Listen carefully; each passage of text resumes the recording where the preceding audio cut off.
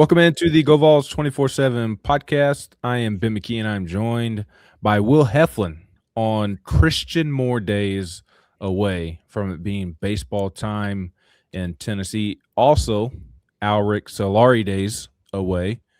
We are also Condrich Holloway days away. Brody Leffridge didn't Brody wear number one?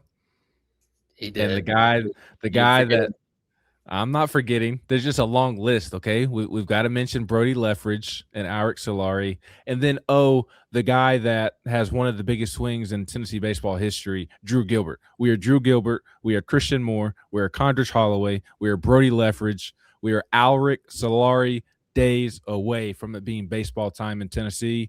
And if my math is correct, it doesn't get any better than being those guys days away from it being baseball time in Tennessee. Christian Moore and Drew Gilbert, there's not many numbers, especially not in the last decade, that comes close. Honestly, my number might be the closest, 11, and it's not because of me. It's Dolander, Billy, and Fisher. That's a strong trio, but over number 3. Three hasn't been worn since Helton. But Todd Helton is so good that he takes up for 3 or 4 people. Yeah, he does, but no, there's got to be strength in numbers here. Gilbert and Christian Moore overrides anything, right? You could argue Christian Moore over Todd for his Tennessee career. Yes.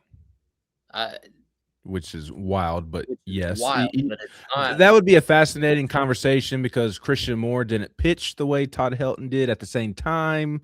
SEMO on a better team, but SEMO also won the national championship and was arguably the MVP for the whole time in Omaha. Dreiling got the World Series Finals MVP, but Christian Moore freaking let off the World Series with hitting for the cycle in a historic comeback. And Chris Burke.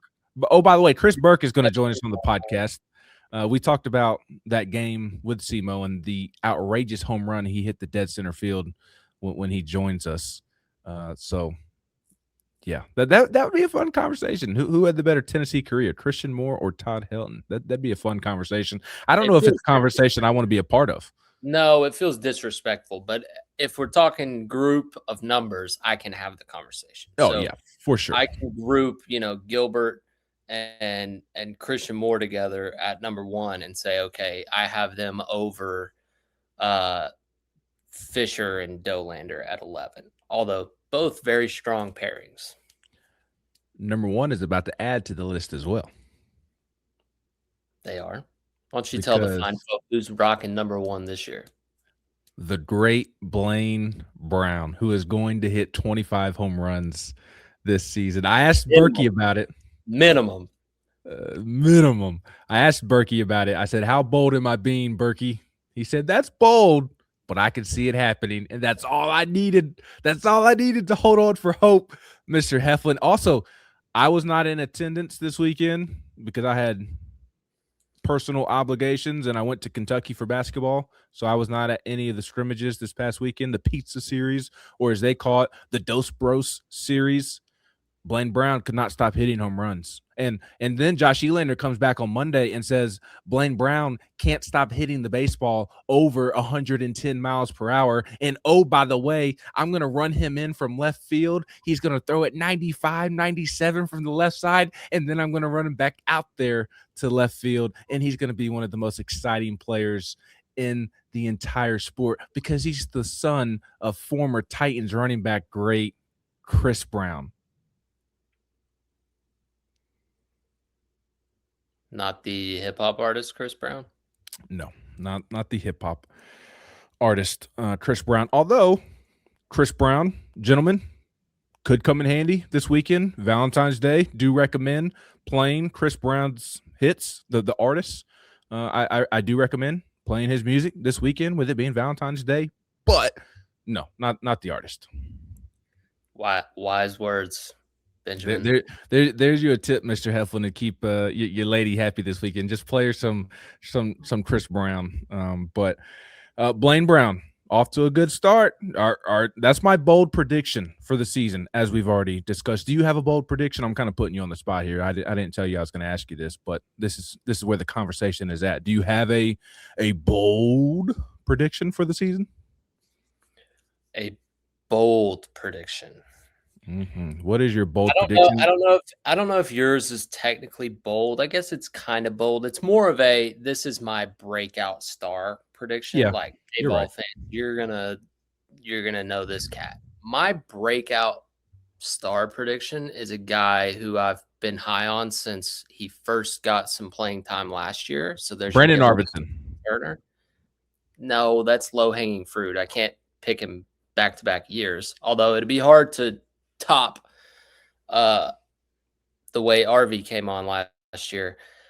My breakout guy this year, if he's on the field enough, which I think he should be, Chris Newstrom. Chris Newstrom is a true 2020 type player, meaning 20 homers, 20 bags. Is he going to play second? Is he going to play the outfield? I think you're in need of the right-handed bat always. Although Tennessee does have more righties than they have in years past with Ford and Clark and Manny, Antigua, yada yada. But I still just think Newstrom's versatility, and he's such a true power speed combo. That's my breakout guy. If he plays every day, he hits 20 homers and steals 30 plus bags. I could see that happening. When you said 2020, I wasn't even thinking about it from a statistical standpoint. I was thinking he would fit in well with your group in 2020, the 2020 Vols, like that era of Drew Gilbert and Will Heflin and Jordan Beck, Luke Lipschius, those guys that played with an edge. Not that the last couple of teams have gotten away from that per se, but like the players that defined this era of Tennessee baseball, I think he would fit in exceptionally well with that group as well. That's where my mind went when you said 2020. That's not where I thought your mind was going. When I said 2020, I thought it could be misunderstood as he's got good vision, he's got good eyesight. So there's multiple 2020 meanings. But yeah, you're right. 2020. We'll see if it works out. Right. He's a right-handed version of Max Ferguson, right-handed hitting version of Max Ferguson with the speed. Although I think he's got more juice. No disrespect, Fergie. I love you to death. Please don't hate me. I like that comp. I think Newstrom's got a little more pop. Fergie probably a little bit more speed, a little bit more polish on the defensive side. But Newstrom's a ball player, man, and yeah, he's got a little edge. I'll give him that. I'll be curious to see, but I'll give him a little edge.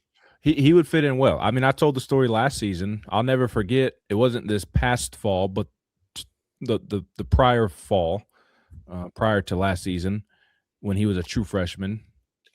I forget who hit the home run.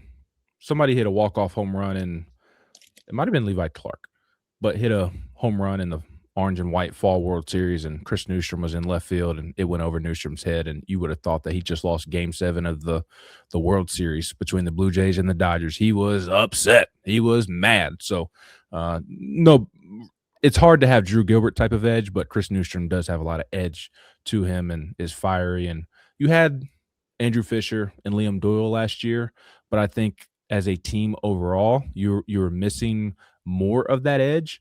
And I think that he is certainly somebody that can be a spark plug to bring that back to the extent that it needs to be brought back. I'll be curious to see where he lines up this weekend. He'll certainly be in the starting lineup at some point.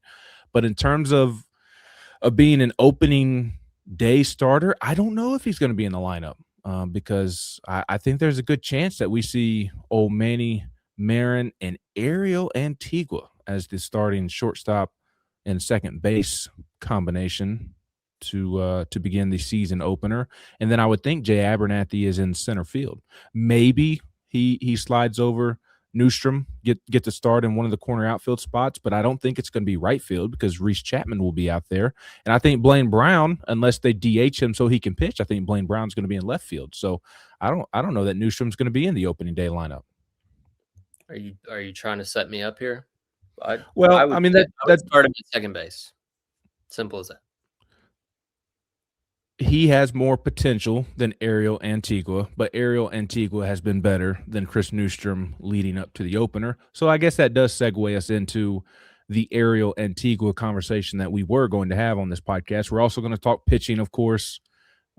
Josh Elander announced this week Tennessee's starting rotation. We'll touch on that. And then on our last podcast, we had a pitching preview. So now we have to preview the offense, which we're already kind of doing, but we'll touch on it some more after a timeout. And then we'll get Chris Burke in here to get his thoughts. Will Heflin dodged another guest here on the podcast. Didn't want to join when Ross Kivett was on and didn't want to join when Chris Burke was on. And I'll tell you, Hef, Burkey took offense to it.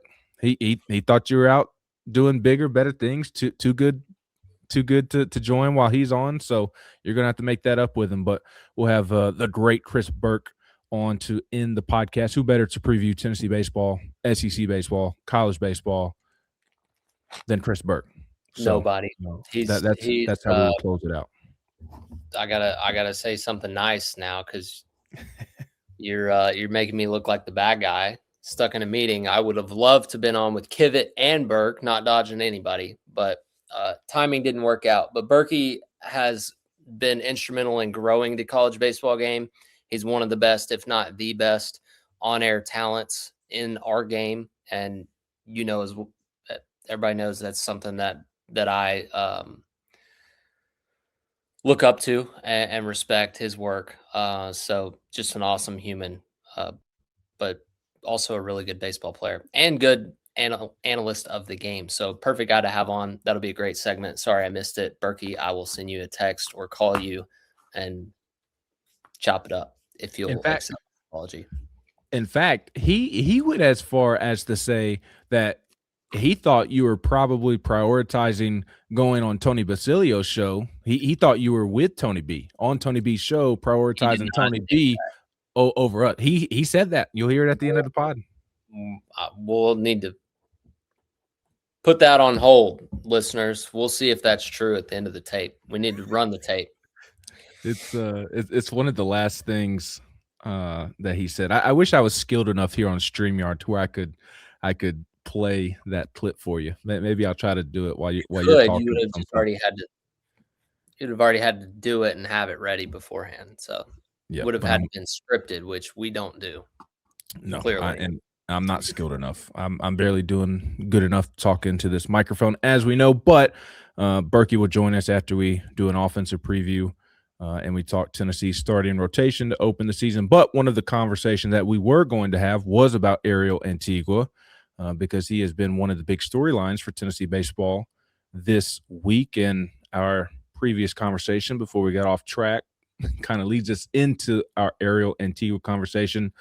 And that for me is that I do think he'll be in the opening day lineup. Like I do think that the guy with the higher ceiling is probably Chris Newstrom. I love Chris Newstrom. Don't get me wrong. This has nothing to do with Chris Newstrom. It just has everything to do with how Ariel Antigua has been playing of late. I mean, the head ball coach, when he met with the media on Monday, flat out said Ariel has played, honestly, out of his mind. If you go back and you look at what he did in the fall and how his teammates ranked him, and then out of the gate this preseason, he's kind of bounced back and forth between shortstop and second base over the last few games, but he's doing everything we asked for, over-communicating on the infield. He's running the bases at a high level, keeping the ball in front on defense.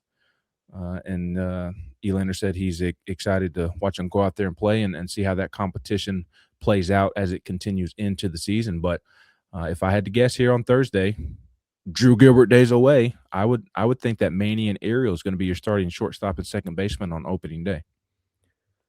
Ariel's so talented defensively and sounds like he's taking a step forward with the bat. So the last thing I want to do is be seen as some Ariel hater because he's an awesome kid.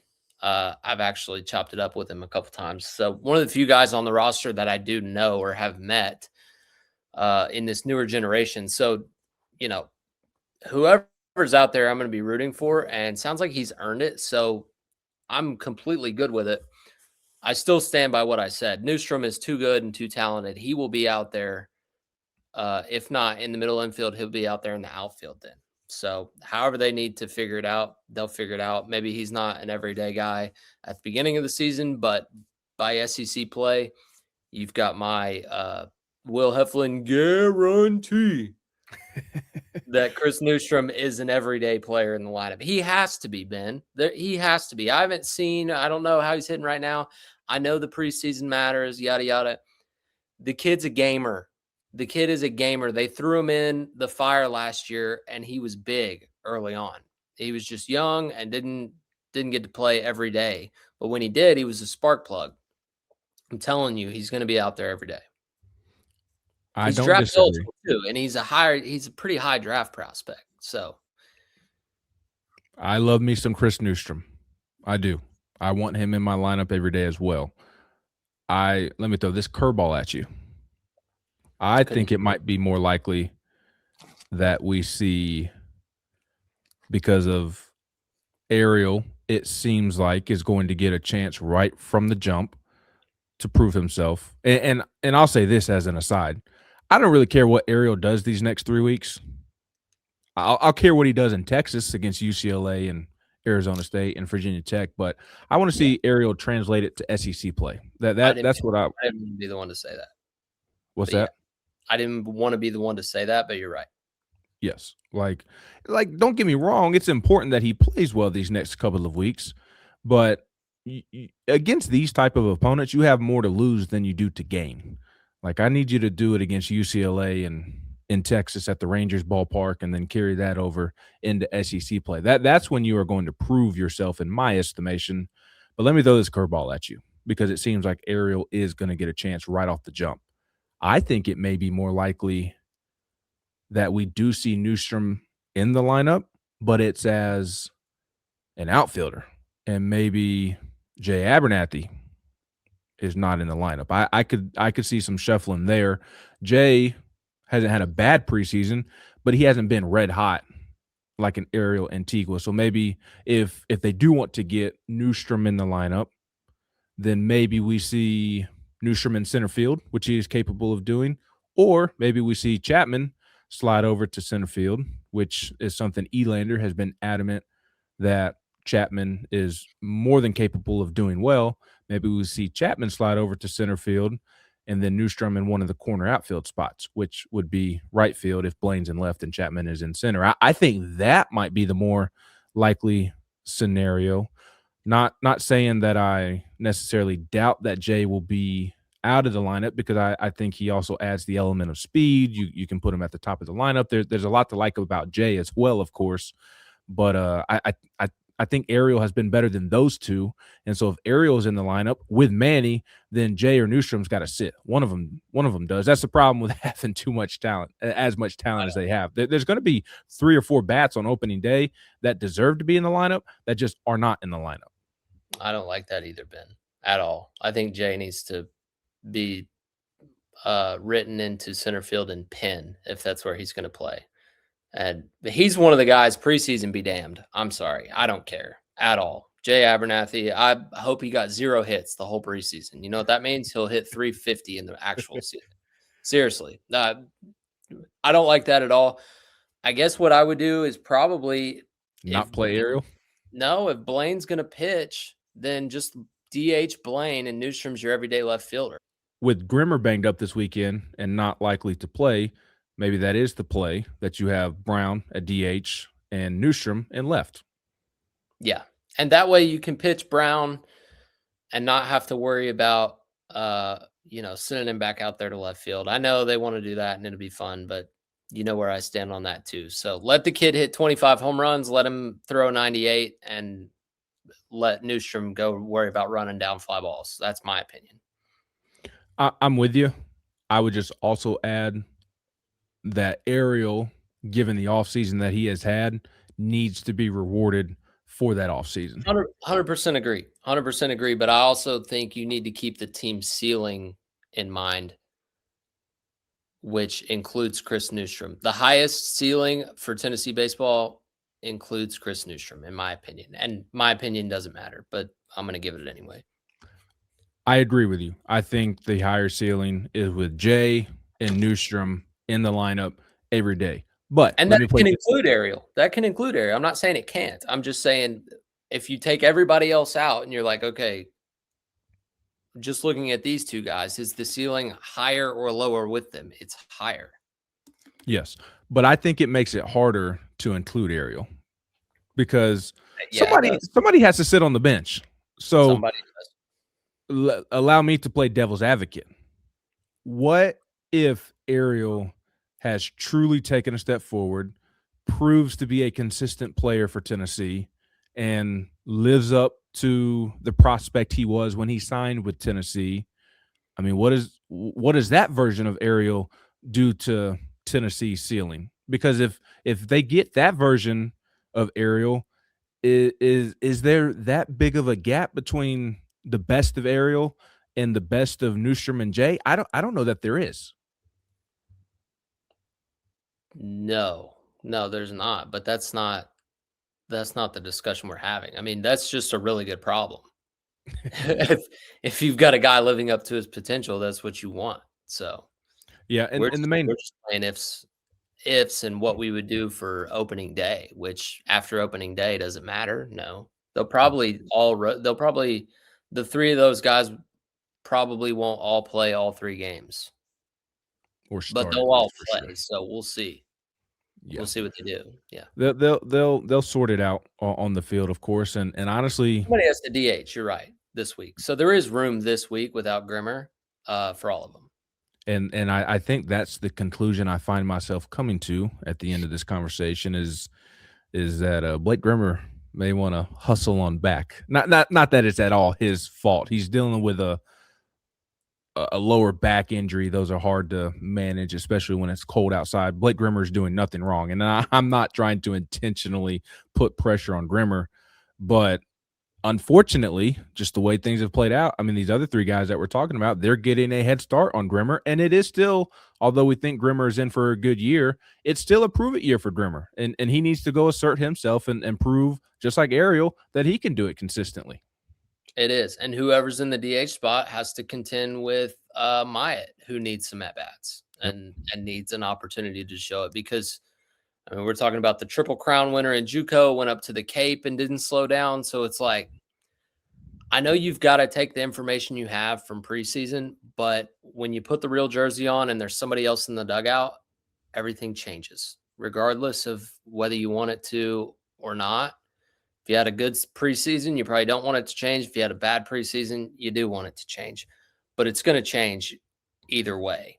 You can get better or you can get worse. Nobody's going to be exactly what they were in the preseason and the regular season. So it's just a matter of jockeying for position the first few weeks. And I know, like I'm with you. You really don't really know until you go to Arlington. And even then, it's just one weekend, right? A guy can have a bad weekend and still going to have a great year. But it's like you have to evaluate on what you have. So these first few weeks for that group of people, you and I don't really care. But for them, in terms of opportunities, it does matter. So it's just, we go through this every year. Those are the guys this year that kind of seem to be in the most position battles competition wise. And then somebody will probably get hurt or sick and it'll change everything. So it is what it is. Oh, and then, by the way, Garrett Wright, the catcher, center fielder from Bowling Green, he's coming back and he's going to need at bats or an opportunity. So it's a great problem to have. There's going to be bats in the dugout that don't deserve to be in the dugout, but that's the quote unquote problem you have when you accumulate as much talent as they have over the years. And we haven't even gotten into the freshmen that could have an impact as well. But we will see. And just to put a bow on the conversation, my main point is that I would not be surprised if Ariel is in the opening day lineup over one of those well-known sophomores because he has earned the opportunity by how he has conducted himself this offseason. Go get it, young man. Yep. It'll be fascinating to watch play out for sure. We've already kind of done an offensive preview with that conversation. We touched on so many different position battles. I guess the only two things left would be catcher slash first base, and then which freshman could potentially contribute. I'm really curious to see the year that Stone Lawless has. He is going to be the opening day catcher to start the season. Of course, he won't catch every game. They're going to want to keep him fresh. Levi Clark's going to be your starting first baseman. So I wonder who the second catcher on the weekend is going to be. Is that going to be Levi Clark? Or once Garrett Wright returns, is that going to be Garrett Wright once he gets back from his broken hamate bone that he had surgery for? He is running around in the outfield, so sounds like he could be back within the next couple of weeks, sooner rather than later. But really curious to see the jump that Stone makes. There's a lot of confidence in Stone within the walls of that facility, and Josh Elander even went as far as to say on Sports Talk with John Wilkerson and Vince Ferrara that from a metrics standpoint, Stone is catching it as well as anybody that they've had. This is the quote. I don't want to misquote Elander. He said, "Stone objectively is catching the ball as good or well or better than anybody we've had in a long time, metrically on what he's been able to do." I think when he says metrically, I believe he's referring to pop time. He's referring to his ability to frame pitches, steal strikes, the analytics of the catching job that has now become so prominent, especially at the major league era. It sounds like Stone is doing a lot of those things well. And when I've been over there and seen him throw it down to second, the arm looks to be in a really good spot. So I think Stone's going to be really good defensively, but then he's a guy that has a lot of pop in the bat as well. How much of an offensive jump does he take going into his second year playing in the SEC? Yeah, I mean that's the big question. I kind of put Levi in a similar boat. I mean, he flashed brilliance early, but kind of similarly, I think everybody's kind of looking for a jump for him too, just in terms of the consistency with the power at the SEC level. Because he went through just an awful stretch last year where it was like an over 30, so many strikeouts. And it was like clearly a freshman wall, right? But the start he had and some of the moments he had late, it was all right in front of you. And so you're like, okay, is he a huge breakout this year to just carry the load and 50 plus RBIs, that type of guy. So that's an interesting two positions that you feel like you're in a really good spot from, and the ceiling is extremely high. But I feel like the floor is lower there than at some of the other positions, if that's fair, which I think it is. I think it is as well. And that's a spot that has sneaky good depth at it because I think Stone Lawless is a bona fide starting catcher in the SEC. I think he's going to be one of the better ones. And remember, folks, we're talking about the catcher's position. So that doesn't mean when I say I think he's going to be one of the best starting catchers in the SEC, that doesn't mean that he's going to have the greatest offensive numbers. Coaches care far more about what catchers do behind the plate defensively than what they do with the bat in their hand. The bat is always the cherry on top. Of course, you don't want to be an automatic out there. You don't want to have an 8-man lineup. He has to be serviceable, don't get me wrong, but the defense is what I think is really going to allow Stone to be one of the better SEC catchers, and I think he has the potential at the plate to be one of the better offensive hitters, offensive catchers as well. So we'll see how balanced of a year he can have. And I think Levi, I mean, I think the big three in the lineup is going to be Blaine Brown, Henry Ford, who's going to be the third baseman, at least to start the year, and then Levi Clark. Levi, Blaine, Henry, I think are going to be your big three. Interested to see where they're at in the lineup to start the year. It almost sounds like they're flirting with putting Blaine as the leadoff hitter, which would be interesting from the left side, especially when going back to our guy, Jay Abernathy. I mean, he's a guy that you'd love to have at the top of the lineup, but Jay's going to have to prove that he can piece together consistent at bats there. So there's two options for your leadoff spot, Will, and I'll be curious to see how they manage that this weekend, because I think you'll see Blaine or Jay. It helps in terms of the balance that they're both lefties, and you can go from there.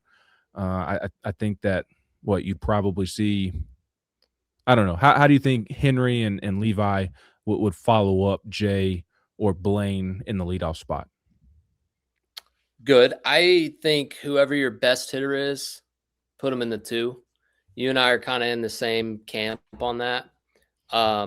There was the one exception we had in 24 where I tooted the Christian Moore leadoff horn all year long, and I stood by that. But, generally speaking, that was more of a case like they needed a spark, and you had Blake Burke right behind him, and it was just like, just get those 2 guys to the plate as much as you can. It's like, just have them get the most at bats. Simple as that. But I really like having your best hitter in the 2. So if that's Blaine, I'd rather have him in the 2 than the leadoff, which would then I would not want lefty to start, which I don't think it matters too much, but I would still prefer a little bit of back and forth. This might not be a huge surprise based on what I've said this entire podcast. I think Chris Newstrom is a great option at the leadoff spot. So I'd like to put, my vote in the hat for Chris Newstrom getting an opportunity at leadoff. But I really think, if it were me writing the opening day lineup without having to see it, I'd probably go, if you want to do Blaine Brown leadoff, great. Do Henry Ford 2, and then Levi 3. I'm not as worried about. The interesting part is which lefty bat are you going to – I think it would be Reese. What would be your lefty bat that is hitting third in this scenario? That's the question, is which lefty bat is going to hit third? If Blaine is leading off, which I think is more likely he leads off than hits second, and then you have Henry hitting second behind Blaine or Jay, maybe it's Jay, Henry, Blaine. But if it's Blaine leading off, Blaine, Henry, and then which lefty bat? I don't think it has to be a lefty there. I think it's okay to have 2 righties in a row. Just after the 1-2, I would just have your best 2 hitters, 2 and 3 that aren't in the leadoff spot. Henry, so Levi, and then Chapman in the 4-hole. Yeah, would be fine. I think Chapman's going to hit a little bit more higher in the lineup than people expect. I think he was never at most of the year last year. He was 6-hole, and then he moved back the later they got when Bargo moved up. I think Chapman will start out at the 4 or 5. 5 would probably be the lowest I see him early on.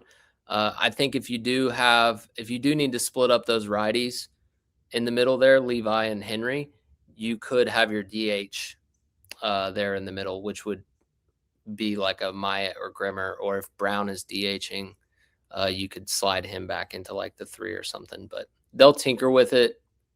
They'll figure out the best order by the time we get to mid-March. Assuming Jay has established Manny Marin, we didn't mention either, can be a top of the order guy as well. Yes, that guy's good. I don't know if you know that, but that guy's good at baseball. That guy's really good, and he's the category of really good that we've overlooked him accidentally. Yep. Not that we have. I mean, we just brought him up, but we penciled him in and just kind of like, Manny's going to be there. Yep. Yep. Next guy. Yeah. Yep. If Jay establishes himself as a consistent hitter and somebody you can consistently rely on, I like the idea of Jay leading off because of his speed. Yeah. He is your traditional leadoff hitter. I would love Jay, if he proves himself, Jay, Ford, or I would go Ford over Levi, but you could put Levi there. Jay, Ford, Brown, Levi. That'd be fun. That makes the most. And then Manny in the 5-hole. And then Chapman 6. And then Stone 7 as a righty, or Newstrom if he's in there as a righty. And then 8 would probably be, well, it would be Levi if he wasn't up there. Levi's not being 8th. No, I'm talking about 6. Well, 6 or Ford 7. and- You're going to flip flop, however, and then Ariel will start out as your 9. Yes. Ford and Levi are my 2 and 4 hitters, whichever way you want to do them. So then that would put a righty at 6, which you'd have back-to-back righties at maybe 5 and 6, or you put Reset at 6, Manny at 5, and then Reese Stone 6, 7. Ariel's going to be your 9-hole hitter. Who are we forgetting? The DH, I guess. So Grimmer, we'll assume Grimmer's healthy, because I think Grimmer would be in the starting lineup if he were healthy. Yeah. So if you want a lefty there this weekend, it would be Myatt. Yeah. So I think you would have Manny in the 5-hole, Chapman in the 6, Stone in the 7, Grimmer DH or 8. Myatt, DH 8, Ariel 9. And that's assuming that they want to do the lefty-righty big balance thing. It doesn't have to alternate every spot. There's a little leeway here and there. Yeah. But if they wanted to do it every spot, that's the way that you would go. I like that. That's a good lineup. It is. Kind of team dependent too. Like if you're going to face somebody with a stockpile full of lefties, then you want to make sure you don't have back-to-back lefties. But there's some teams that maybe don't play the matchups as much. I think you just go with the order and the level of performance that you feel is best, and like the comfortability of your players. Don't worry about the matchup as much. Yeah. Before we catch a break and come back and talk starting rotation, I do want to mention a couple of freshman bats that I think are going to have an opportunity to receive some at bats. The first names that pop into my mind that I really, really like: Nathan Eisfelder, who corner outfielder, first baseman, has been really impressive with the bat. Trent Grenlinger, not Grindlinger, Grenlinger, the freshman catcher, who I think is Levi Clark 2.0. Looks like him, wearing the same number as Levi did last year. I think he's going to have an excellent career at Tennessee and could receive some at bats as a freshman. I don't know how many, but he's had a good offseason. Taylor Tracy is a two-way player, true two-way player from Texas, from Austin, Texas. We talked about him when we talked pitching last week. He had had a nice weekend with the bat. Elander mentioned on Monday when he met with the media that they were holding their breath a little bit because he got hit in the hand. And from my understanding, the x-rays were negative. So they got good news there. Still bugging him a little bit when he swings the bat. So this weekend, Taylor Tracy, the freshman who is a two-way player, you're probably only going to see him as a pitcher this weekend as he continues to deal with some soreness after being hit by a pitch. But good news that they avoided the worst there, and the next x-rays were negative, because I do think he's somebody that can contribute as a freshman. I don't know that they're going to have one freshman position player that has a pretty consistent role. I think guys are going to get at bats here and there.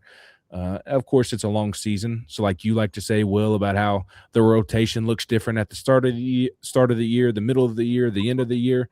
I'm sure there's somebody that will probably come on strong. But they have a lot of guys that, even though there's not that one obvious candidate to have a major role, they have a couple of guys who can contribute, in Eisfelder, in Tracy, and Grenlinger. I like Evan Hankins, who is up from the Bristol side in Virginia, an East Tennessean native, kind of, even though he's technically from Bristol, Virginia. He's had a strong fall in preseason when I've seen him. Cash Williams, A, has a phenomenal name. B, has a phenomenal walk-up song. You know what his walk-up song is, Mr. Heflin? Cash Williams? Either something by Johnny Cash or a hip-hop song that references Cash. I don't know. Correct, which you could pretty much pick any hip-hop song from that standpoint. But it is Vince McMahon's walkout song in WWE, Here comes the money. Show There you go. me the money. I don't know if those are the exact words, but it's something along those lines. Money, money, money, money, money. Is that one, which is good for Cash Williams. He catches, can play a bunch of spots, and has been impressive. Hudson Chance has looked good as well. I haven't even mentioned Ethan Moore, who we talked about a ton before the draft, and Tennessee did not expect to make to campus and made it to campus. And I'm sure I'm leaving some others out. Forgive me if I am. But a lot of hope with those freshmen, but I don't see one having a prominent role as of right now, position player wise. Not out of the gate, but I would bet at some point there will be one that gets either a stint of consistent playing time due to an injury or just proves to be too good to keep on the bench. You look at every good team that makes a run, they've got at least one freshman on each side of the ball, one pitcher and one hitter who are in there every day and play above their age. I mean, it's kind of a misnomer that somehow being a freshman you may not be ready. I mean, it's a different sport, but look at Boozer for Duke. I mean, he's going to win the award for best college basketball player, and he's kind of running away with it. And really, a lot of the best players in the country this year are freshmen in basketball. We've got one in our own backyard who is proving that to be the case. So, talented freshmen, they may need a little bit of time, but by the end of it, if you want to be really good, you need to have a few that are in there a lot. Just provides good depth for the best teams. Just makes your team deeper. Why didn't you want to mention Nate Ament first? Why'd you mention Boozer over Ament?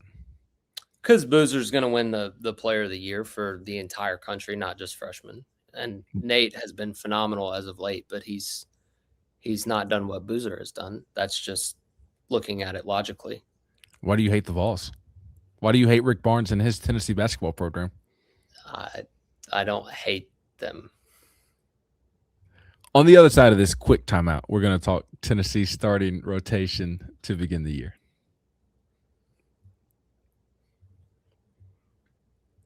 Welcome back into the Go Vols 24/7 podcast. I am Ben McKee, and I'm joined by Will Heflin as we preview Tennessee baseball's opening weekend. Before we jump back into our conversation, I do need to encourage you, wherever you find our Go Vols 24/7 podcast, we are on all the streaming services.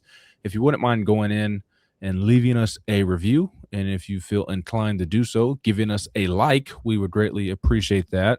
I'd also encourage you, if you do like the product we put out, hit that little bell, turn the notifications on. That way you know when we have a podcast drop.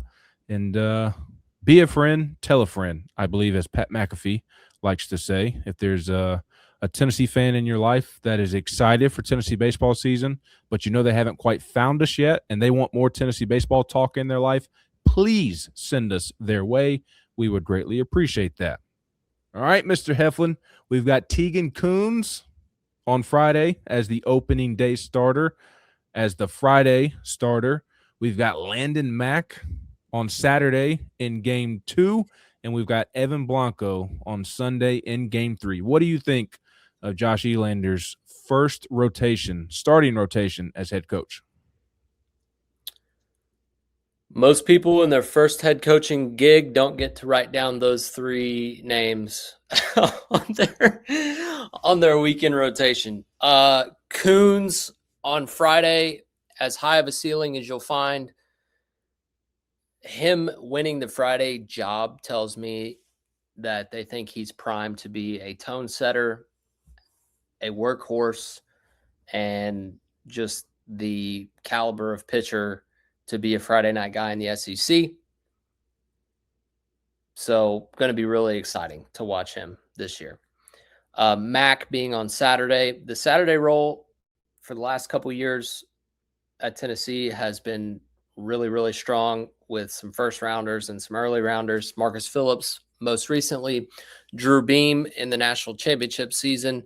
And prior to that, I believe Dolander was Saturday, the year he won pitcher of the year. So Saturday, Landon Mack, as high of a ceiling as anybody as you'll find in the country, transferred over from Rutgers. Him being there tells me he's primed to improve upon the freshman season that he had and say hello to the SEC. And then Sunday, Evan Blanco, my favorite. He's a lefty. He's an experienced, chiseled veteran. I think that could end up being the biggest thing for Tennessee this year. Having the stability and just the consistency on Sunday that he's going to provide is going to be amazing. I can't stress enough how valuable I think it is to have Blanco in the rotation there in that Sunday game 3 spot to either A, go for a sweep, or B, win a series. Because there won't be many days where he's trying to avoid a sweep, knock on wood, but I just don't see that happening. And so if he's not going to be the best Sunday guy in the SEC, he's going to be one of them. So I think on paper, it's a phenomenal rotation. It makes a lot of sense. He didn't try to reinvent the wheel or do anything crazy. You've got 3 really good options, and we are deploying them. What was Tony V's first rotation? Can we remember his opening rotation in, what was that, 2018? 2018, yes. McNeely, was he one, or was that the next year? Well, we never had a McNeely. It was Friday night, Garrett Stallings, Saturday, right, Zachary Lingenfelter, and Sunday, William Neely. That's right, Neely, not McNeely. I'm sorry, William. It was Will Neely. Hardin Valley, local product. Had a couple really good years for Tennessee. Was that Garrett's last year or his second to last year? That was his sophomore season. So Garrett was in the that was years. That was kind of his breakout year, but then in 19 he had just a phenomenal year. Right? Am I remembering that correctly? Yes. Yeah, his best year was his junior year, draft year. He was pretty much the Friday guy for 2 straight years, unless I'm remembering wrong. Maybe Lingo was the Friday to begin with, but I know it was those 2 in the rotation and then Neely. And then the next year, it was pretty much the same early on. And then Lingo went to the bullpen and Garrett Crochet moved in. And Crochet was actually the Friday and Stallings was the Saturday, until Crochet got hit in the jaw against Ole Miss, and then Garrett moved back up a day while Crochet had to recover, and then Crochet came back and threw in the regional on day 2. It was really fun to watch Stallings those 2 years pitch, especially his last year at Tennessee in 19. Garrett Crochet. Those teams weren't nearly as talented offensively or bullpen depth that they have now. But, I mean, even your worst SEC teams are going to have 3 competent starters. Like, yep. I mean, even Missouri had some nice arms last year, and it took them all of 25 games to get 1 win. And it was like, you look at their starters on paper, they weren't bad. They just weren't good enough. Do we think this is the year that Stallings finally breaks through and makes a big league appearance? I hope so, man. For those that don't know, he is in Nashville, AAA with the Brewers. It's his 3rd team. He got drafted by the Angels, went in Rule 5 to the Orioles. No, he was in a trade to the Orioles, and then another trade to the Brewers. So he had a good year last year. He's been in the bullpen most of his pro career. Has ticked up in stuff a little bit. You would think he's got to be close, right? What hurt him last year was Mizorowski just coming in and being insane. So Milwaukee's got some talent, but he's just 1 call away, like they say. So who knows? The Nashville Sound might soon be the Nashville Volunteers. I mean, you might have Stallings, Fisher, and Burke all on the same team. Although I suspect that Andrew Fisher's going to skip AAA. I bet you he goes straight from AA to the big leagues. Yeah, with the at-bats he puts together, I don't know what AAA really does for that guy. He'll go to AAA like Simo did if he doesn't have instant success in the big leagues. Yeah. I think it's more common for pitchers to go through all three levels, and then AAA hitters is a lot. From what I know, it's a lot of veteran, like guys who have been big leaguers in the past who aren't currently, or guys who, weren't just like surefire but worked their way up the system. But a guy like Fisher, a first rounder, if he's ready, he's not going to AAA. No, I'm excited to watch him play for Team Italy in the World Baseball Classic. Yeah, that'll be cool. That'll be fun. I can't believe. Why is Tony Vitello not the manager? He's probably trying to get settled in a 162 game role that he's about to partake in for the first time. So maybe the next cycle he'll be Team Italy's coach. But I mean, he had no problem juggling Tennessee fall baseball and trying to get the Giants manager job. He was fine with being distracted by the Giants. Why can't he be distracted by Team Italy, huh? I don't know if Team Italy's offering him millions of dollars. I'm kidding. I'm not actually. I do not actually have that thought about Tony. I'm just picking on him, although he probably will never hear this. I know somebody who can relay it to him that I'm messing with him. But it was weird seeing Tony Vitello content on my Twitter timeline, him doing interviews that I was not a part of. That felt very strange this week as spring training got underway. But to bring it back to Tegan Kuhns, Landon Mack, and Evan Blanco, if those guys click and they have the years that they are capable of having, Tennessee will have as good a chance at anybody to win the national championship. I mean, that is the ceiling and the potential of this rotation. If it stays healthy and they pitch to their potential, it's as high as anybody. It is. It's one of the few times where you're like, you could make an argument for all three that they should be the Friday guy, which is what you want. You want 3 Friday guys throwing on whatever days, right? I mean, Blanco may have the best case of any of them, and he's the guy slated in on Sunday. It's like he's got the most experience.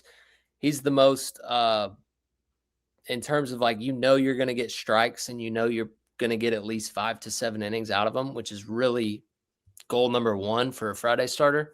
Like Blanco's kind of the safest choice there. So I do respect Elander for saying, you know what, Kuhns earned it. He's got the ceiling. Let's run him out there. I agree with that, but just looking at the rotation as a whole, and like you said, comparing to everybody and having a chance to win the whole thing or just get to Omaha, it's like everything's right there if it clicks, and you need all 3 of them. And when one of them has a bad day, gets picked up by the other guy. Next week he has the great day, gets picked up by the other guy. That's the thing with a rotation is like they all pitch on different days, but they are working together, right? And it's the flow of a weekend. And when you have stability in the rotation and they pick each other up like that, you don't get as many rumblings and people saying, oh, this guy needs to be moved out of this day or that day or whatever. Like, you remember early on last year when everybody was saying that Phillips should be moved out of Saturday because he couldn't hold runners.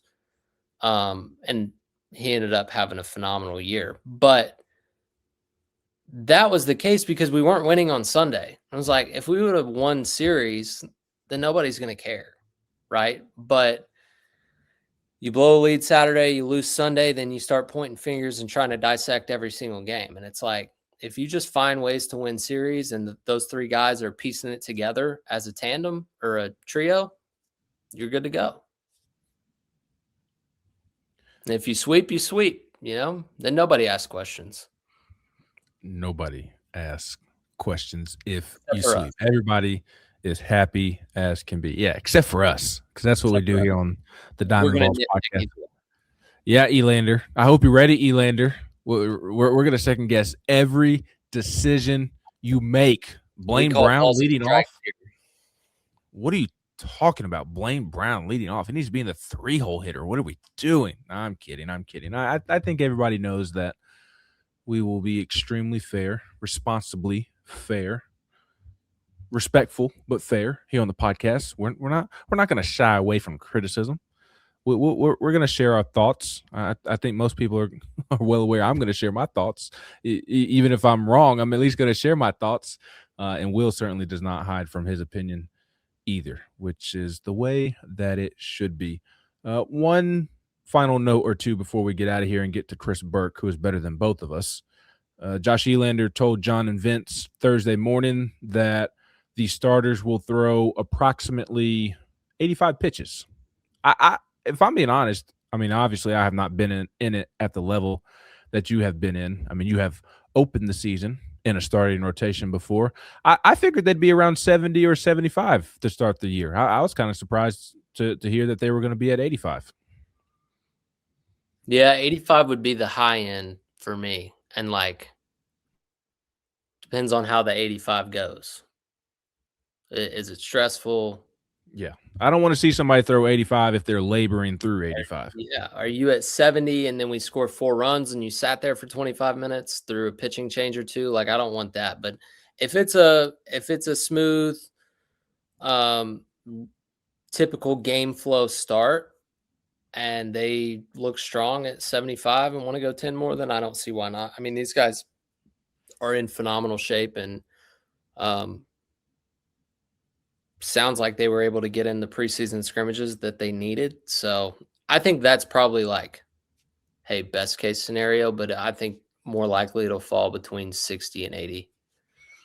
Yeah, I agree. Circumstances will certainly play a role in how many they actually throw. I was going to ask you about Teagan. What part of his arsenal or fundamentals do you want to see this weekend? Because his stuff is going to overpower Nicholls, or at least it should.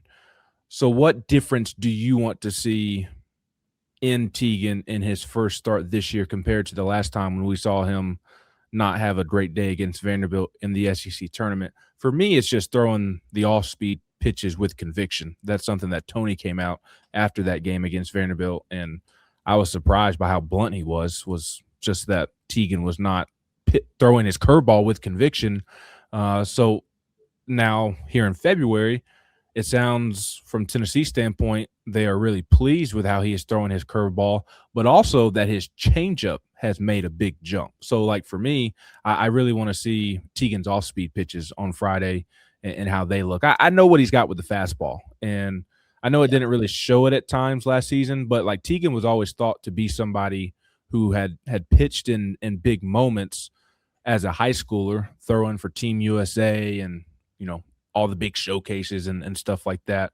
So it's not that he was scared of the moment, but yet there's still that disconnect of not throwing those secondary pitches with conviction. I'm sure we will see that on Friday night. And of course, I'd rather see it against SEC competition. But in the meantime, that is something that I want to see a change in. And I think that we will. I'd be surprised if we didn't, obviously. I mean, he earned the Friday night start for a reason. Yeah. No, I'm on the same page as you entirely. To put pitching as simply as you can put it at that level, if you can command your off speed for strikes, more specifically the breaking ball, then you've got a chance, right? And there's no way that your fastball can play how it should play if you don't have command of the breaking ball. And he's got the sharp curveball, like we know it can be a swing and miss pitch. But for him to be the Friday night guy that he can be, he needs to have it for a stolen strike one, right? And he needs to have it as a go-to when guys are in scoring position. And then the fastball and the changeup that's developed, those are your out pitches. Those are your strikeouts. Those almost become your off speed. Everybody pitches the same way, whether you throw 98 or 88. The best guys in the game lean on the breaking ball when they need it. They get ahead with it. They can use it as a strikeout pitch if the hitter's clearly not able to pick it up or adjust to it. And then, your best hitters, you end up getting out with your fastball or your changeup, but you use the breaking ball as the get ahead, or at least the setup pitch, if you will. So that's it for me for Teagan. Like, dude, if you throw your off speed with conviction, like you said, and can get ahead with it and can lean on it, your fastball will play up as it should, and you will get a lot of strikeouts and your pitch count will stay lower. Very few guys pitch like Liam Doyle, right? Even guys that throw just as hard as Liam Doyle don't pitch like Liam Doyle. I mean, we saw last year some guys with high velocity get hit pretty hard, right? It happened, you know.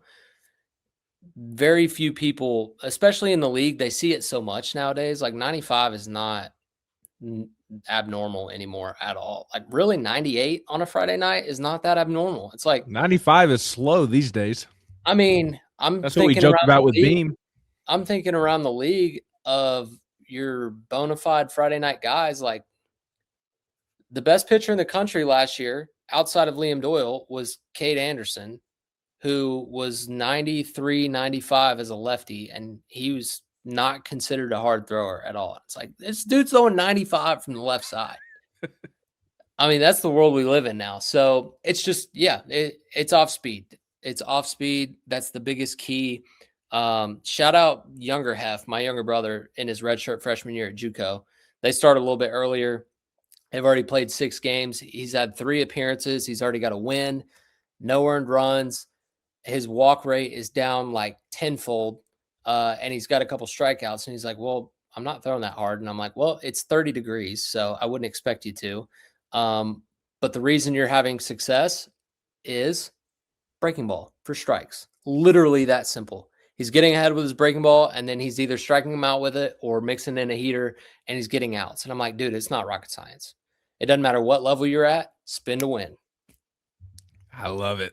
There you Literally, that's it. Doesn't matter if you're me or Ben Joyce. Okay, that's a bad example. That's a little bit different. Ben Joyce is a guy. He doesn't count. Nobody said Chase Burns is the number 2 pick because of his heater, right? And it's a upper level heater, but everything in the draft was, best slider in the draft, best slider in the draft. It's just the breaking ball. It just everybody at that level can hit a heater. So you need the other stuff. Yeah, no doubt about it. I do want to touch real quick on a couple of Lindsey Nelson Stadium stuff because there was a tour for the media on Wednesday. I was not able to go because I had a simple surgery that did go well, thankfully. But we've got a new attendance at Lindsey Nelson Stadium, 8,012 people. That's the new attendance, Mr. Heflin. And there's room for more people for bigger games because of the standing room only area. So that could be really fun, obviously. And there's a lot being made about the renovations and 3 levels and this, that, and the other. And that's all great. But in terms of what the players are going to be playing on, there's a couple of changes there as well. There's a new turf that they put in that replaced the old one. Looks good. It's the same exact one as they had before in terms of performance on it. Aesthetically, looks a little bit different, but still the tri-state out in center field, still the power tee behind home plate. To me, it looks a little greener. I don't know if that's just because it's new. It's just new. Yeah, it looked that way to me too. But I don't remember it being that green. Maybe that was just because it's so long ago and I forgot. Maybe it's just as simple as that. But they're playing on a new turf. There's new lights in Lindsey Nelson Stadium this year, which is going to allow them to do light shows at some point. They're not at the point to where it can be like Neyland Stadium just yet, but they're hoping to get there. And I've seen some videos from friends when they've gone by at night and they were practicing and testing stuff. So it'll be pretty cool. Light shows when they hit home runs. And then there's a roof, Mr. Heflin. There's a roof at Lindsey Nelson Stadium now. And what does Neyland Stadium like to do on its roof? Shoot off fireworks. So I think we're going to see fireworks at Lindsey Nelson Stadium at some point as well, which will be pretty cool. During the game and after. Yes, I don't know. They would not reveal when they spoke to the media, Tennessee. They would not reveal. They want it to be a surprise. But I have not seen video of fireworks at a college baseball stadium, so this would have to be a first, would it not? Can you think of anybody that's done fireworks at a college baseball game? Fireworks That's pretty daggum cool, especially for those It of is. us who love college baseball. There was a fireworks show after the Friday night game at Ole Miss in Doesn't 18, count. I believe. Doesn't count. Sorry to During the game after somebody hits a home run. That's what I Oh, want to see. I want to I see. meant during the game as in we're gonna provide the fireworks and then they'll do the literal fireworks after. Yeah. Maybe they will Yeah, do it after home run. That'd be sick. You'd have to have I, somebody up there ready, like, you know. I think they're going to. I think they're at least going to try or experiment with it. I just want you to know now. And Tennessee, I need you to let me Sean, I know you're listening. I need you to make sure that I am allowed to do this at some point, Sean.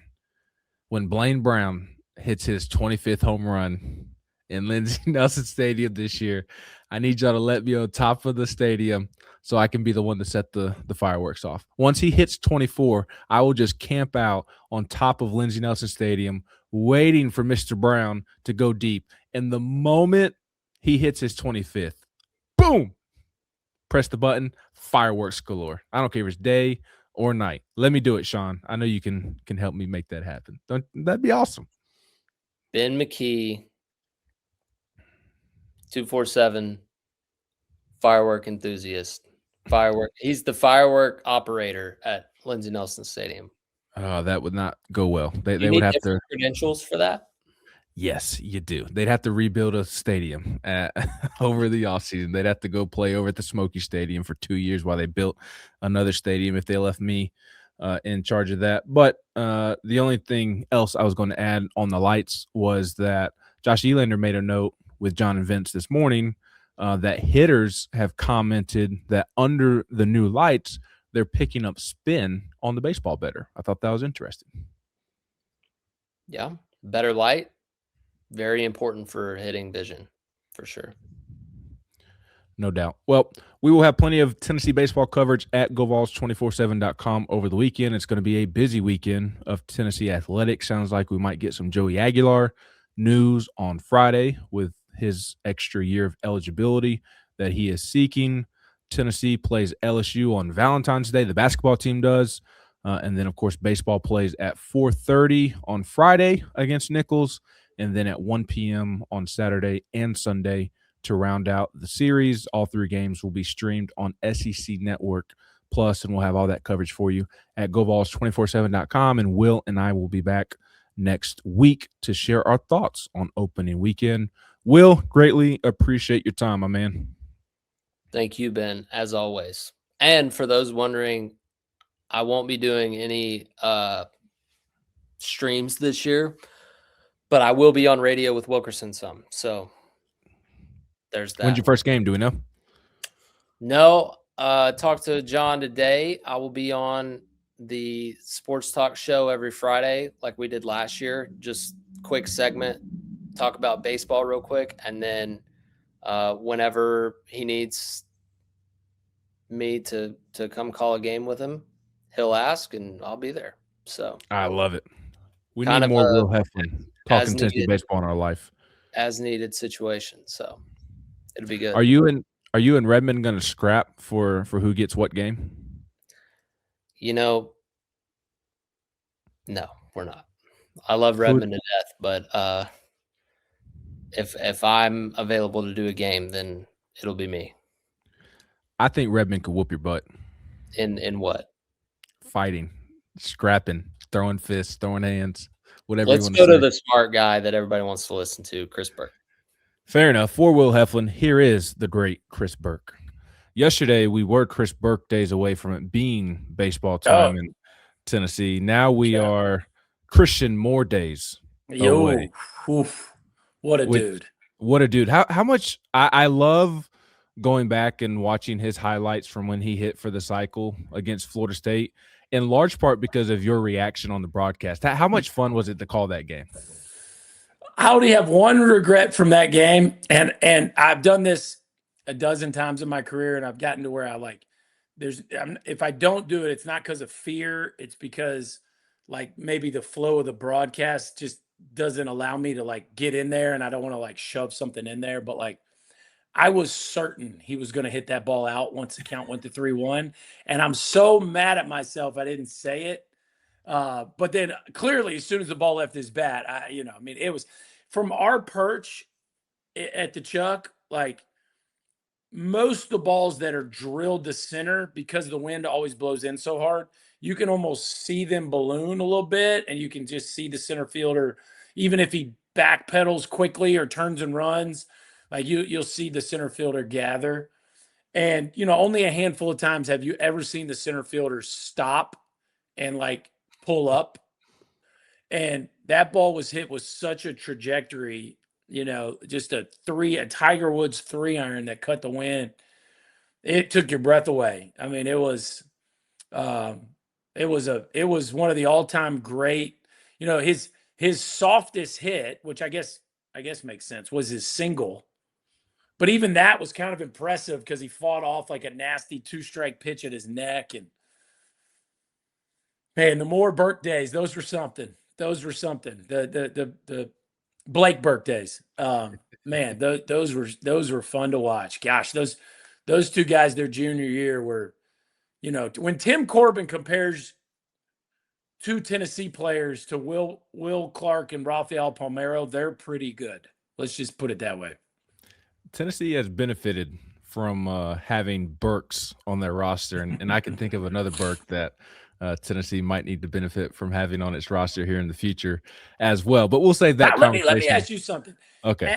As you're there right now, like I think it was Basilio said it, like how odd is it that Tennessee has essentially completed the new stadium and Tony isn't there?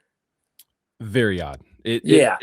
I'm very excited for opening day tomorrow because baseball is my favorite sport. It's what I grew up playing. So like I always get juiced for opening day. And for so many years, because baseball was my favorite sport growing up, I was always, I always wanted to go to UT. My dad went to UT. I wanted to go to UT too. So growing up, like I was always, at least in my high school years, I was in Huntsville, Alabama, so like we would go down to the SEC tournament every year, and Tennessee just was not there. Tennessee was not at all in the SEC baseball, college baseball conversation, as you well know.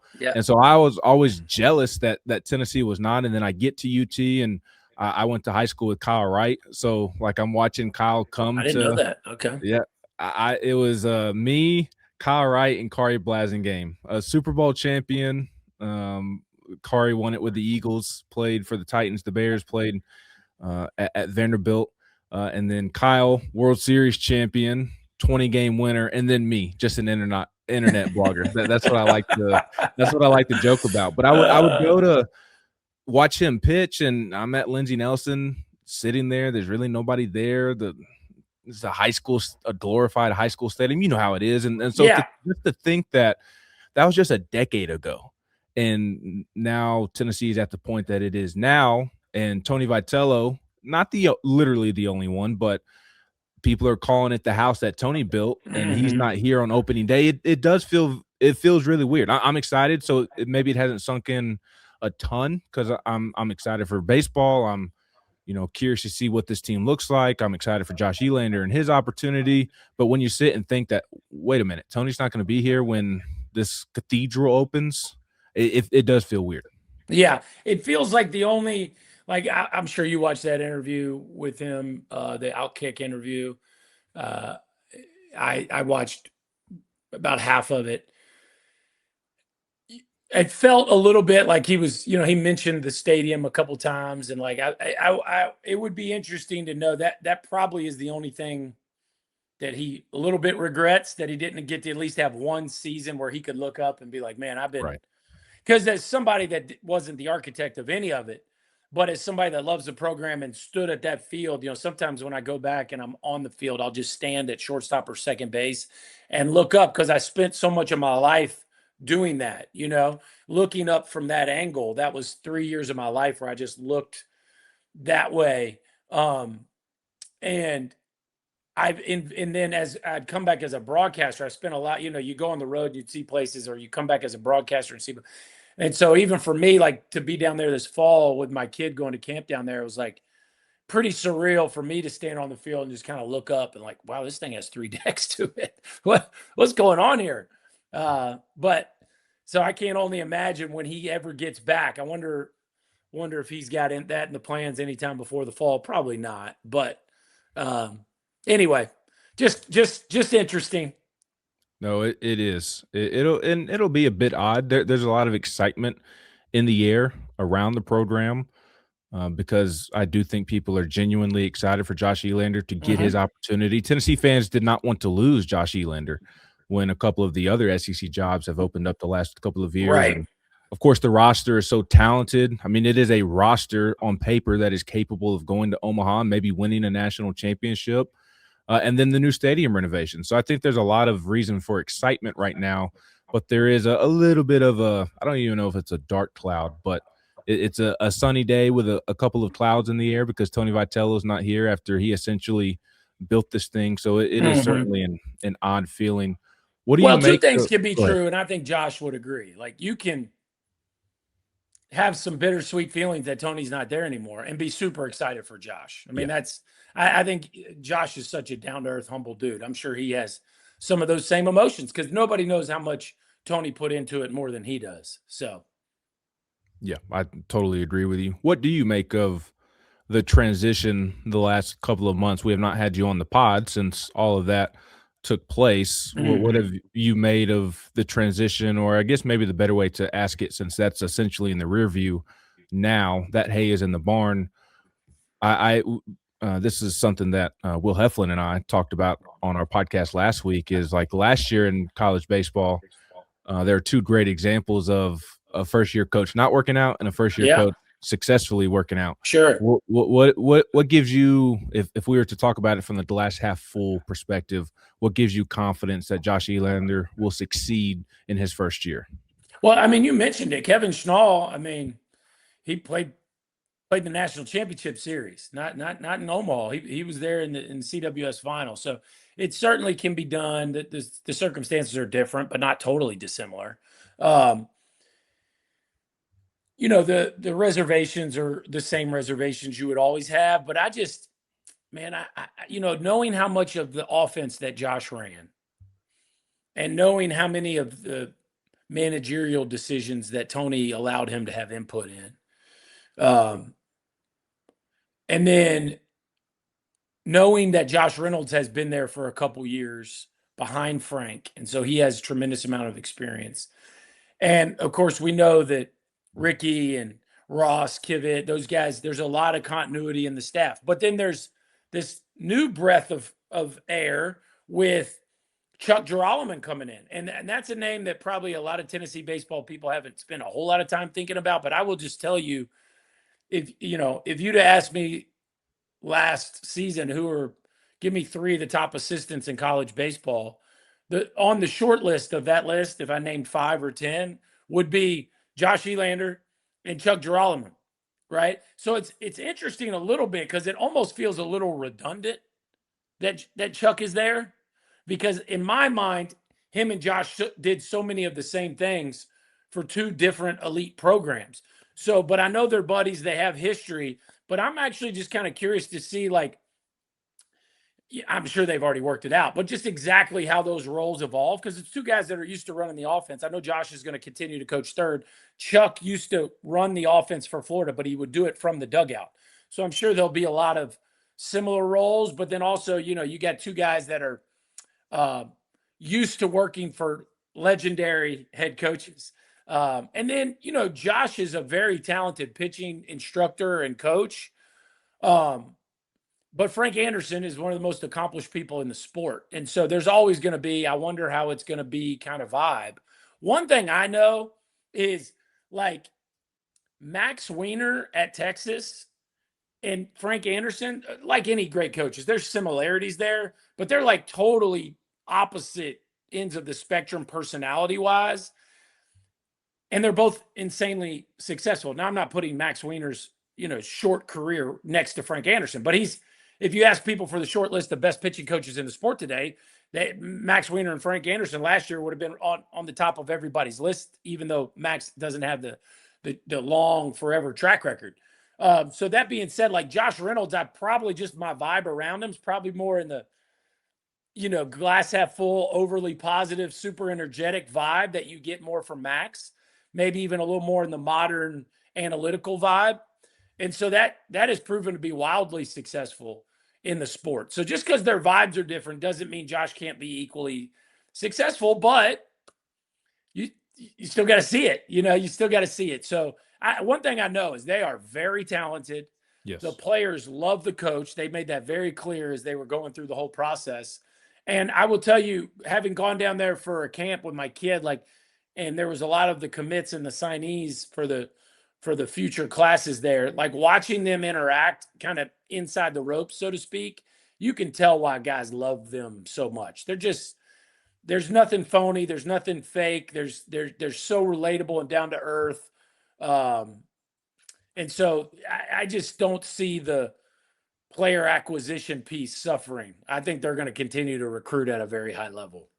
And I think in the wake of Tony leaving, not that they did this to spite Tony or anything, but I think everything that transpired in the fall, I think this team grew closer together, and there's not going to be as much of the team needing to come together in the spring as much as other teams. And I know maybe some of that is natural for baseball teams because they spend the fall together before they actually get to the season. But this team feels really, really close, and it feels like this leadership is in a great place going into the year because of everything that transpired in the fall and because of how they feel about Elander. Yeah, I agree with all of that. I will say probably Josh's biggest hurdle will be what somehow Tony did incredibly well, which is recruit that many talented players and somehow keep them all somewhat happy.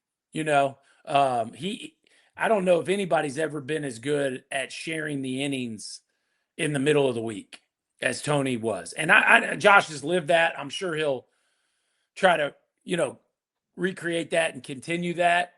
But there's also a nuance to that. There's an art to that, to keep kids happy who aren't playing on the weekends and then retain those kids. Because as much as Tennessee's in the portal acquiring the most expensive talent, it's hard to do your roster completely from the portal. So you have to retain talent. You got to get it on campus, and you got to keep talent on campus by keeping them happy through that oftentimes tough freshman season. So that'll be interesting to watch, because even some of the we know how talented that freshman class was last year. Now they're sophomores. Well, I mean, as well as I do, they can't all play. There's more bodies than numbers in that lineup card. So I think that will be the most difficult thing for Josh to manage. We'll look up in the middle of April and the lineup will be kind of set. And how will the rest of the group, how will that vibe be then? That's kind of when you'll find out. That's kind of the dog days of year one. It'll be interesting. What do you like about this Tennessee team? What do you think is going to be the strength? Man, I really like some of the young talent. I mean, we talked about that freshman class that they were able to keep happy enough to bring back, right? And you look at Manny Marin and Levi Clark, like just how many of those guys that are now back. Obviously, Henry Ford's a huge portal acquisition. Blaine Brown is a huge portal acquisition. But I'm just thinking, like, just of the players they bring back, of Abernathy, Clark, Marin, Newstrom. I think eventually Grimmer's going to find his footing. Lawless is back. Antigua's back. Like, it really is, I feel like, an understated piece of the Tony Vitello era is how much they retained talent. Yes, they have some big splash portal acquisitions, but man, they have done such a great job of retaining talent. And so this year's group, they kind of were really good last year, not Omaha good, but really good, and played a lot of young players. And I think we're going to see a lot of those kids really emerge as stars this year. All right, I have Tegan Coons, that would be another name, another sophomore. Yes, he is. I think you could almost view Tegan as an X factor, which is weird to say about a Friday night guy, because, and the reason I kind of think he's an X factor is if all goes well and he pitches to his potential, he's a bona fide first round pick here in this upcoming draft. But if he does not prove his potential this season, then Tennessee's rotation could find itself limping a little bit or searching for answers. So I'm excited to see what Teagan and Landon Mack look like together. I think they've got a real proven guy in Evan Blanco to help shore things up as well. I've got this bold prediction for you that I've already thrown out. I want you to put me in my place maybe if I need to be, or estimate how bold I am being. I think Blaine Brown's going to hit 25 home runs this year. Not 20, 25. Will was caught off guard when I threw that number at him. I don't think Tennessee fans quite realize. I think they will quickly realize, but everybody talks about Henry Ford. I feel like Blaine Brown flew under the radar in the portal just a little bit, and I think he's going to surprise a lot of people with just how explosive of a player he is this season. Well, first of all, it wouldn't shock me. I immediately text Lance Berkman, tell me about Blaine Brown. He's like, he's incredibly talented, and Lance does not throw out compliments easily. So I think, and by the way, to hit 10 home runs as a freshman at Rice, like that ballpark, people don't realize how big that ballpark plays. It's not only big, but the wind always blows in there. I think it's probably bold to say somebody's going to go 10 to 25. Does he have that kind of juice in the tank? Sure. I think between Henry Ford, Levi Clark, and Blaine Brown, I would say two of those three are going to hit 20. And if one of them hit 25, it wouldn't shock me. I do think Tennessee, I think the big time home run power will be there in this lineup.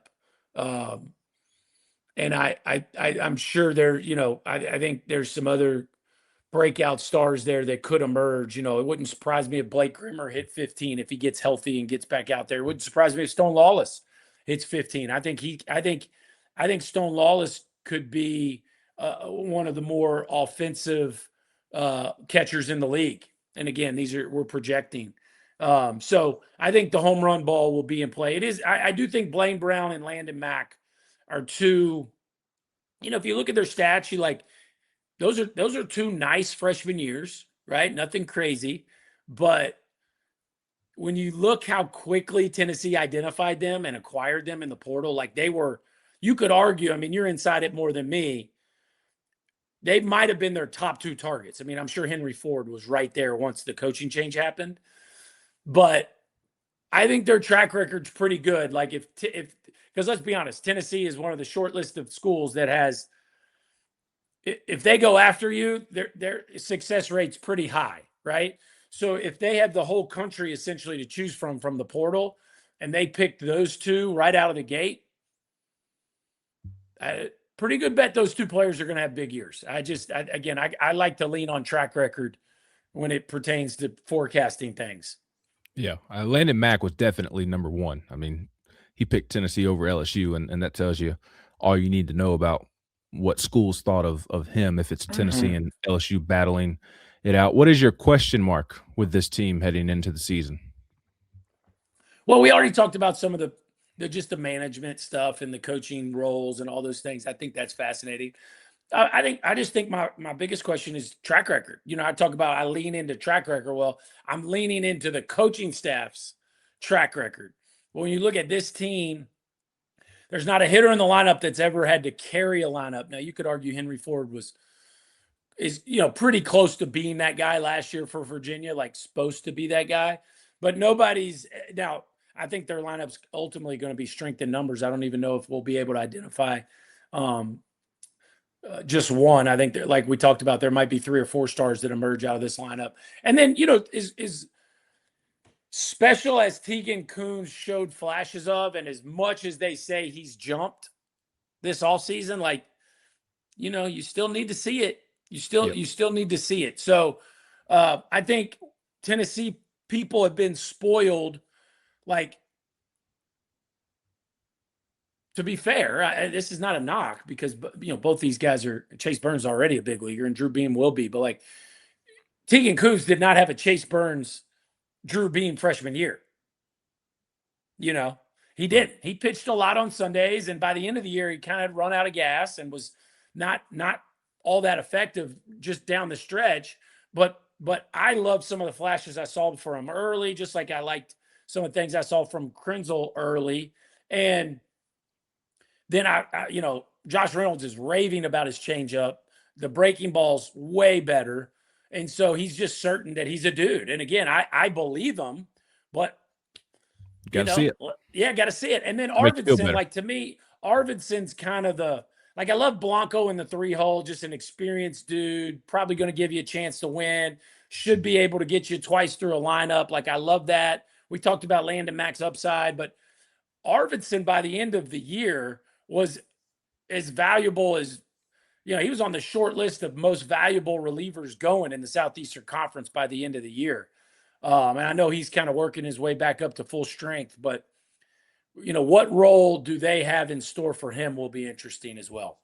Yeah, I would love to throw him in the rotation, but man, do I love that Sean Hunley, Redmond Walsh, Camden Sewell role, and I think the role that he played in the Texas game in the SEC tournament could just be an absolute weapon for Tennessee as the. And it wouldn't surprise me if they end up piggybacking him early, 2 or 3 innings at a time. Like maybe he's the Saturday.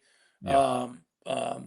But those guys are smart. They know how to piggyback people, and we've seen that from them before early in the year too. So that wouldn't shock me either. Where do you think Tennessee kind of stands in the pecking order of of SEC teams as they start the season here? Yeah, I mean, if you look at the rankings, it's hard to argue where LSU and Texas are. I could probably make a case even for Texas being a little bit, like you could argue Texas could be 2 and LSU could be 3, but after that, the Mississippi State, Auburn, Florida, Tennessee, Georgia crowd, like there's big question marks, but then really shiny objects with all those teams. Mississippi State has a bunch of question marks, but also a ton of talent. And wouldn't shock me if Ace Reese won the SEC Player of the Year. He had such a monster sophomore year, and of course they have a national championship coach who's highly motivated, and Brian O'Connor. And then Auburn brings back the most returning production, but boy, it's a little light on the mound as far as track record. So that's a little concerning. Arkansas, like they win 18 games every year. So it's just like, what is it? Like 8 straight years they've won 18 or more games. I love what they bring back with Kojal and Aloy and, some of the just guys that have gotten it done there. Ryder Helfrich, their catcher. Of course, Gabe Gackle. He's a little bit like Arvidsson. By the end of the year, he was kind of their most valuable bullpen piece, and they're going to try to use him in the starting rotation. So that's interesting. And then, then you got Florida and Tennessee, and it's like,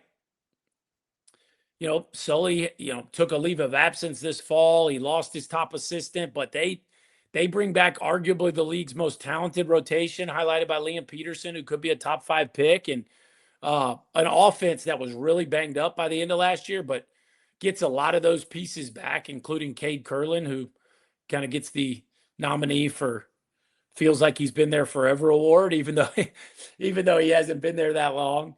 And so, I'd put Florida, Tennessee, and Georgia. Like I really like the way the guys from D1 kind of grouped it, even though I gave them a hard time that it does feel like Mississippi State at 4.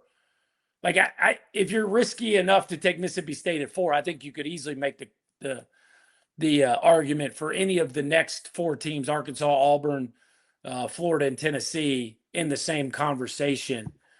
Because I think you would be taking a risk with any of those teams ranking them that high. 4 is pretty high. I gave those guys a hard. Brian O'Connor's got big shoulders. He didn't go to Mississippi State to avoid the smoke, right? So he's not worried about a preseason ranking. I promise you, that guy's not worried about it. 2 more, and I'll get you out of here. Who is the SEC team that nobody is talking about that you are buying stock in? Yeah, I'd probably say Ole Miss. It's a great question. Like I really like Ole Miss, highlighted by Hunter Elliott. Like, yes, I gave Cade Curlin a hard time. Like, I guess really I should give excuse me, I should give Hunter Elliott that title just because, goodness gracious, he's been there forever. Don't forget this: Hunter Elliott pitched the championship game in the 20. Let me get this right: the 2022 CWS. Are you with me there? Yep, I'm with you. The 2022. So here we are so that's 22, 23, Tim 24, Elko 25, season. 26. Yes. So he's still there in 2026. I Wow. think somebody told me he actually has another year somehow, some way, if he wanted it. But he's being paid handsomely to pitch his 5th year in college. And, they bring back Judd Utermark, Austin Foley, Will Furnace.